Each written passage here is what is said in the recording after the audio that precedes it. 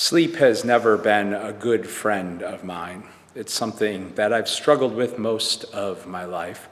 The struggle has been compounded these days by this stinking sling that I've been wearing for several weeks. Now, hopefully, in a few days when I see my doctor, I'll be able to start to be weaned off of it.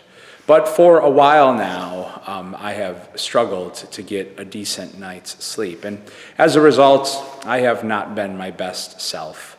And that's not an excuse, just an explanation. But for whatever reason last night, had a long day, in some ways a frustrating day, but I was just exhausted, and I found the grace to listen to that exhaustion and go to bed early, and last night sleep was my friend. I was able to do some catching up on a much-needed gift in my life. So often in our lives, I think the general sense is that we're always running behind, and we're always struggling to catch up, especially on a lot of those good gifts in life.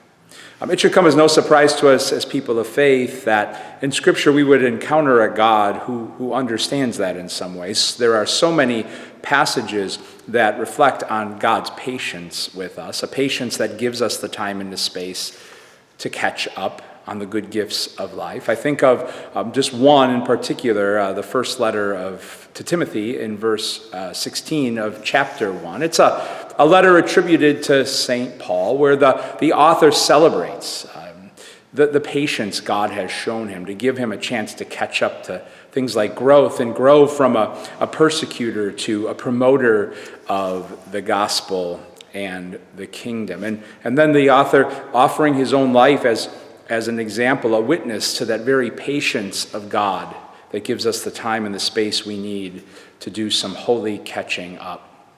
And there's an invitation in all of that for you and for me to pause and pray about today. To spend some time reflecting on some of those good gifts that maybe are calling out to us to catch up upon. Maybe it's catching up on time with good friends and family members and perhaps the slower rhythms of the summer. Or it's taking some time to catch up on some healing, physically in my case, emotionally, mentally, spiritually.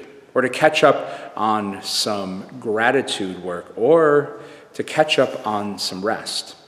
And pray for the grace to be about that important work of catching up. And celebrate that it's work made possible precisely because of the patience of the one who stands behind life, and who out of that patience keeps making room and space and offering the time for you and for me to catch up. God's peace and blessings to you all.